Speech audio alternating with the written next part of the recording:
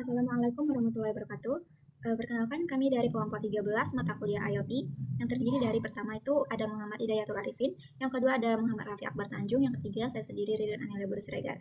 Nah, di sini mini riset kami yang berjudul Prediksi Kebutuhan Penyiraman Tanaman Berbasis IoT dan Machine Learning Menggunakan Arduino Uno, yang dilatar belakangi karena banyak tanaman pot di rumah atau kos masih disiram secara manual berdasarkan perkiraan atau feeling. Yang kedua itu cara ini tidak akurat karena terlalu sering bisa membuat akar busuk. Yang kedua itu terlalu jarang, yaitu membuat tanaman layu dan kering. Selanjutnya, kelembapan tanah bagian dalam sering berbeda dengan permukaan sehingga sulit dipantau manual. Selanjutnya, teknologi Internet of Things atau IoT dapat membantu memantau dan mengendalikan penyiraman secara otomatis. Selanjutnya itu sistem berbasis ESP32, sensor tanah dan DHT11 dapat mengirim data ke aplikasi Blink untuk pemantauan real time. Yang terakhir itu ada dengan tambahan model machine learning. Sistem ini bisa memprediksi kapan tanaman perlu disiram tanpa aturan tetap. Ada rumusan masalahnya. Yang pertama itu bagaimana sih merancang sistem IoT berbasis ESP untuk membaca kelembapan tanah, suhu, dan kelembapan udara pada tanaman pot secara real time. Yang kedua, bagaimana sih cara membangun model machine learning yang dapat memprediksi kebutuhan penyiraman berdasarkan data dan sensor. Yang ketiga, bagaimana mengintegrasikan model tersebut ke dalam layanan web sehingga dapat diakses ESP32 dan ditampilkan statusnya melalui Bing dan indikator LED. Nah, selanjutnya adapun tujuan penelitian kami ini, yang pertama merancang dan mengimplementasikan prototipe sistem IoT untuk memantau kondisi tanaman pot berbasis ESP32. Yang kedua, mengembangkan model decision tree untuk memprediksi kebutuhan penyiraman menggunakan parameter kelembapan tanah, suhu, dan kelembapan udara.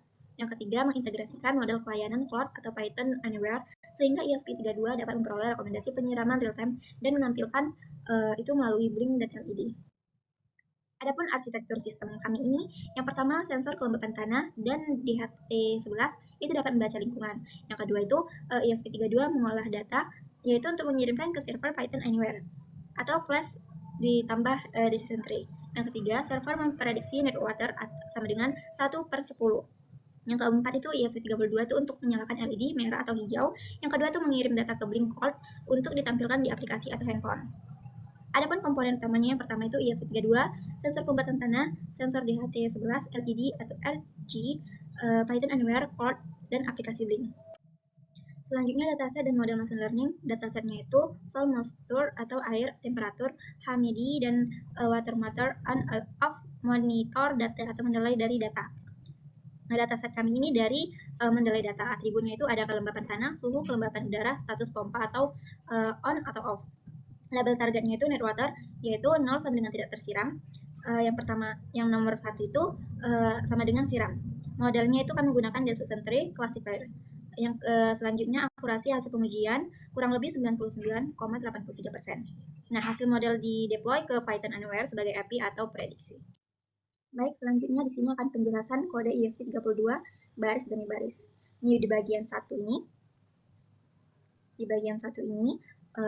Kita akan ini adalah identitas Project Blink. Baris ini berisi identitas Project Blink, di mana Blink template ID itu adalah kode unik project di server Blink. Selanjutnya, Blink template underscore name itu adalah nama project di aplikasi Blink. Selanjutnya, Blink out token, yaitu token autentikasi agar ESP32 bisa terhubung ke akun kita. Selanjutnya, di bagian 2 ini, library pendukung import pustaka atau library yang dibutuhkan, seperti Wi-Fi, untuk menghubungkan ESP32 ke Wi-Fi.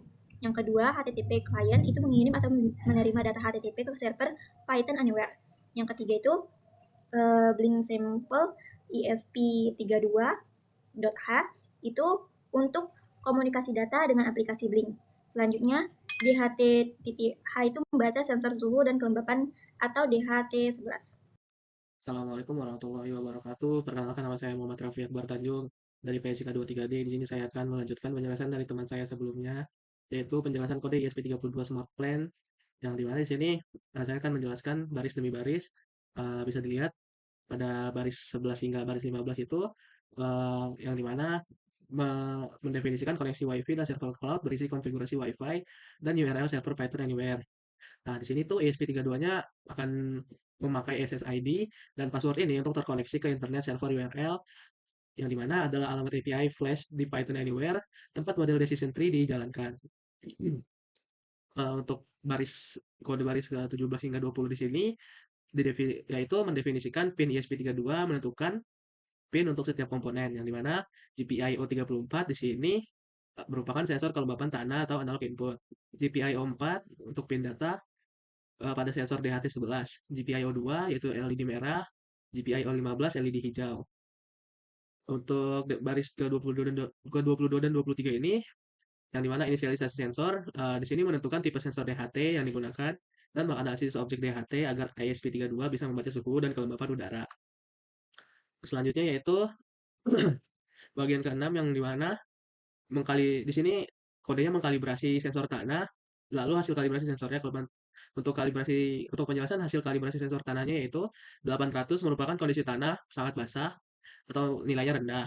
Untuk nilai 4000 atau value 4000 di sini kondisi tanahnya sangat kering yang dimana nilai tinggi. Nah, untuk nilai-nilai ini digunakan untuk menghitung tingkat kekeringan tanah atau soil dryness.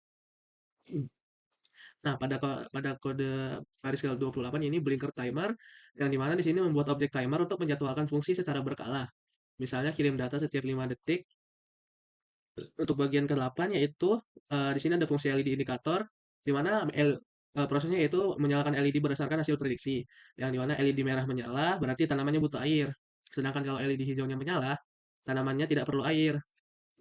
Untuk selanjutnya yaitu pada baris 40 dan 41, yang dimana fungsi kirim data dan prediksi. Yang di sini dia akan membaca nilai analog dari sensor kelembapan tanah atau nilai ADC dari 0 sampai 4095. Oke. Di sini pada kode baris 43 sampai 47 menjelaskan kalau di sini mengubah nilai ADC-nya menjadi soil dryness itu tingkat kekeringannya 0 sampai 1. Sedangkan soil persen itu menggambarkan kelembapan tanah dalam persen. Untuk baris kode 49 dan sampai 54 ini, ya dia berfungsi untuk membaca suhu dan kelembapan dari sensor DHT11. Jika hasil none atau sensor gagal dibaca, maka tampilan pesan DHT error. Untuk selanjutnya yaitu kode di sini tuh menjelaskan untuk cara membuat data JSON untuk dikirim ke server ML, misalnya soil dryness 0,65, temperatur 30, FUM 70. Selanjutnya 74 hingga 77 di sini kodenya menjelaskan tentang bagaimana mengirim data sensor ke server Python Anywhere atau Flash API menggunakan metode HTTP POST. Lalu server akan mengembalikan hasil prediksi. Untuk baris kode ke-79 hingga 83, di sini dia akan menunjukkan jika respon 200, yaitu berhasil baca JSON hasil dari server. Misalnya need water, kode pada need_water sebanding 1. Hasilnya disimpan di variabel need water. Untuk barisan kode 85 hingga 90, ya Blink Virtual Write ini, dia untuk V1-nya menjelaskan tentang kelembapan tanah atau persentasenya. Untuk V2 ini suhu udaranya, temperaturnya suhu udara. FUM ini yaitu V3 kelembapan udara, V4 yaitu status need water 0/1 gitu. Selanjutnya 91, barisan kode 91 hingga 97. Di sini kalau servernya gagal merespon, tampilkan pesan error di serial monitor lalu tutup koneksi HTTP. Untuk 99 hingga 107, bagian 10 atau bagian terakhir ini bagian 10 ini yaitu mulainya setup awal. Nah, di sini diinisialisasi komunikasi serial LED dan sensor DHT11. Untuk kode 109 sampai 115, ini dia menjelaskan cara menyambungkan ESP32 ke jaringan WiFi rumah atau hotspot. Untuk 117 hingga 120, dia akan melanjutkan atau menjalankan koneksi ke Blink dan atur agar fungsi send data and predict dijalankan setiap 5 detik. Untuk 122 hingga 125, dia akan masuk ke loop utama yang dimana menjaga koneksi Blink tetap aktif dan memastikan data dikirim secara berkala. Untuk alur kerja keseluruhan dari sistem kami yaitu yang pertama sensor tanah dan DHT11 membaca data, lalu ESP32-nya menghitung kelembapan suhu. Nah, selanjutnya server dengan model decision tree-nya akan memprediksi kebutuhan air, lalu ESP32-nya menampilkan hasil lewat LED dan aplikasi Blink. Baiklah, di sini saya akan merancang perangkat keras pada produk IoT kami, di mana sini menghubungkan modul ESP32 dengan sensor-sensor dan LED. Pertama, pada pin 3 volt dihubungkan pada project board tanda plus dan ground pada tanda minus, di mana ini menjadi sumber daya pada sensor-sensor. Selanjutnya, menghubungkan sensor DHT11, di mana pada tanda plus akan ditancapkan pada project board di tanda plus dan tanda minus pada minus di project board. Lalu Lalu pada out di DHT11 dihubungkan ke D4 melalui project board.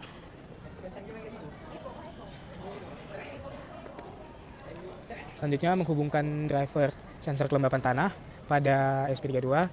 Di sini saya tancapkan untuk menghubungkan ke dua logam sensor kelembapan tanahnya.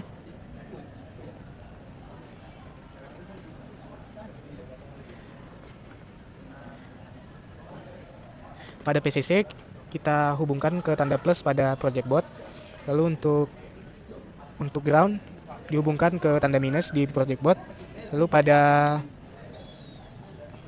pada driver ini ada namanya AO, itu dihubungkan ke SP32 melalui D34.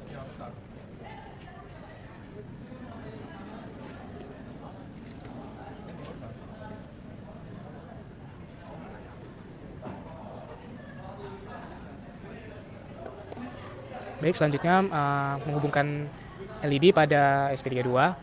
Sini saya tancapkan di project board, di mana pada ground ditancapkan ke minus. Pada project board, lalu pada yang merah, tanda bacaan R pada LED ini dihubungkan ke SP32 ke D2.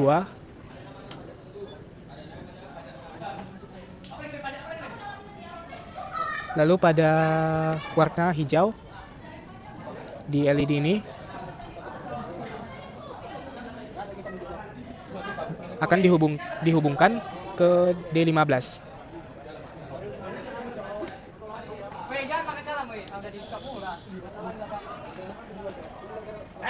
Baiklah, sudah selesai. Selanjutnya,